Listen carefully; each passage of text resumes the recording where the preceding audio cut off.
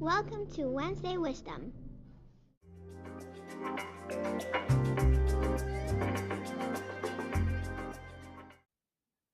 Good morning. This is Jos Visser, the author of Wednesday Wisdom, and this week's article is called The Gift of Leaving. By the way, if you listen to this as a podcast or you're watching the video, you might want to consider also reading the article because it contains lots of links to supporting websites and other articles I wrote on topics that I touch upon. With that out of the way, when I was younger, so much younger than today, I was already an insatiable reader. Unfortunately, I lived in a small village with a mediocre library that didn't let kids borrow from the adult section. And rest assured, these were not adult books in the same way that there exist adult movies, or so people tell me. The internet didn't exist yet, and the bookstore in the village was not impressive. I therefore spent a lot of time going to the nearest big city, which had a very good bookstore. At that time, that bookstore was located in some weird dungeon below the street level in the main shopping street of the city. Above the staircase that led down into the weird dungeon was an imprint of a truism by Jenny Holzer. Change is valuable because it lets the oppressed be tyrants.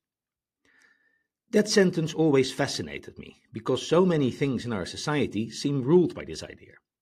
First and foremost, the political arena, where the cycle of elections throws one set of people out and brings the other people back into power. They then say stupid things like elections have consequences and we have a mandate and it's time to get to work, as if there is no overarching narrative of society that they're only playing a small part in. I always found the mandatory cycle of change in politics refreshing. If something good is going on, it might be a bit depressing to realize that it will inevitably end, but on the other hand, if there's something bad going on, you can rest assured that this too will come to pass. Sometimes someone manages to cling on to power for too long. Former Dutch Prime Minister Mark Rutte comes to mind. But all in all, politicians with that amount of staying power are an exception in functioning democracies. Companies are clearly not democracies and often not functioning very well, so there's no systematically mandated cycle of change going on. People can stay in power for decades, and it's not at all clear that that's a good thing. CEOs specifically face regular criticism for staying too long. Jack Welch of General Electric comes to mind. When CEOs stay too long, there's often no shortage of a lack of innovation, a failure to adapt to changing markets, and internal scandals. Often, when they eventually leave, things continue to go downhill. There are, of course, examples of business leaders who stayed a long time and who are or who were mostly phenomenal at their jobs. Warren Buffett, the renowned Oracle of Omaha, comes to mind. However, I would like to suggest that these people are the exceptions that affirm that there is, in fact, a rule. But Wednesday Wisdom is not an article series for CEOs and heads of state.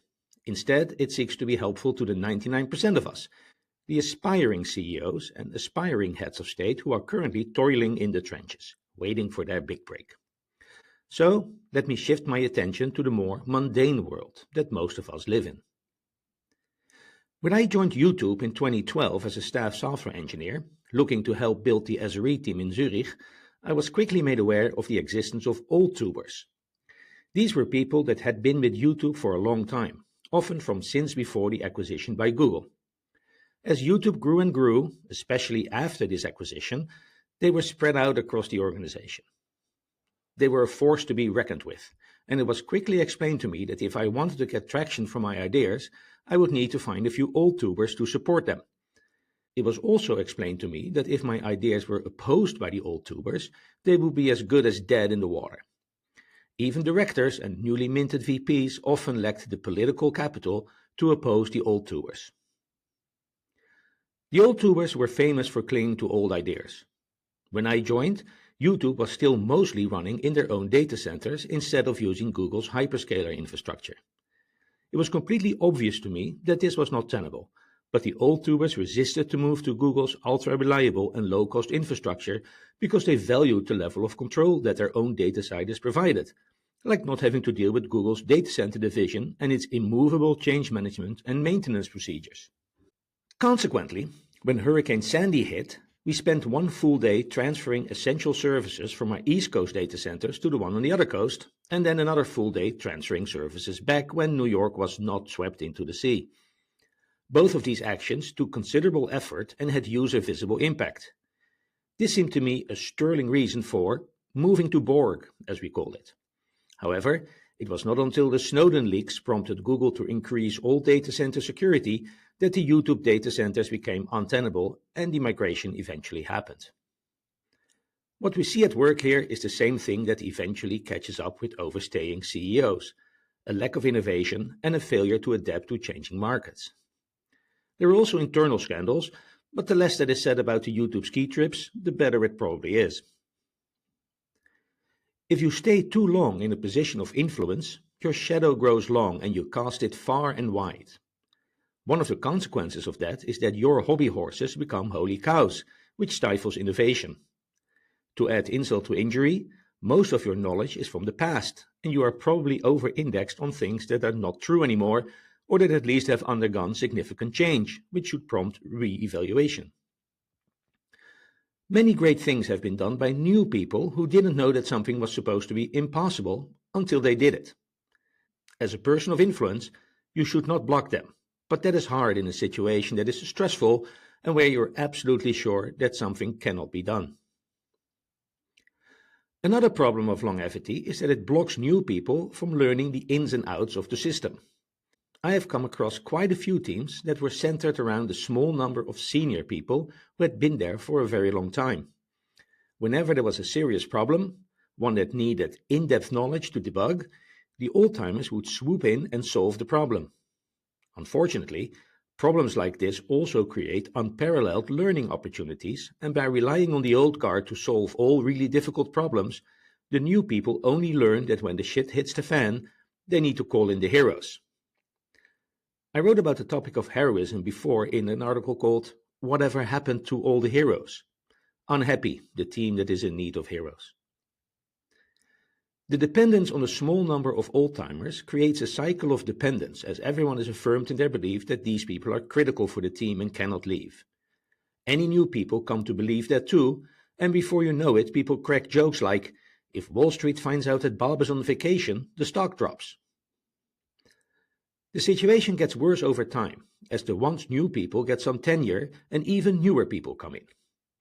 The even newer people pretty quickly figure out that the old-timers are the real experts on the system and that it doesn't really matter what the now somewhat senior in terms of tenure people think. Really, nothing good can come from this sorry state of affairs. Therefore, one of the best decisions you can make as a senior person is to make yourself dispensable. The moment you figure out that you are the senior technical person on your team, start working on succession planning and make sure that you afford learning opportunities for the more junior team members.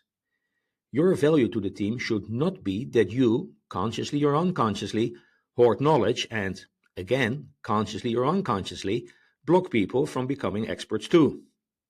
Really, who wants to be the ops hero or right there in the critical path of everything that's going on? Here's a project management tip. As soon as you're on the critical path of anything, work to get out of it as soon as possible. Not only will you be more valuable to your team by actively making yourself dispensable, it also builds a stronger and more durable network of professional connections that you can leverage for a very long time. People will remember you anyway. The only choice that you get to make is how they remember you.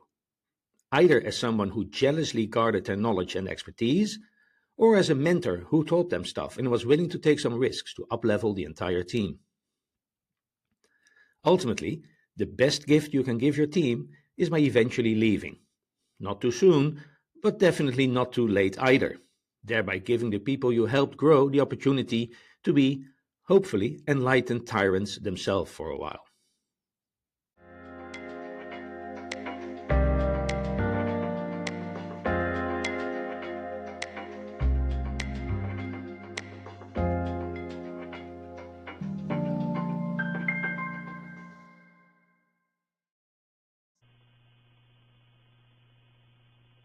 Palo Alpha Tower, birds on the runway, 9 for sure, Papa. Copy. You scratching for birds on the runway near Bravo.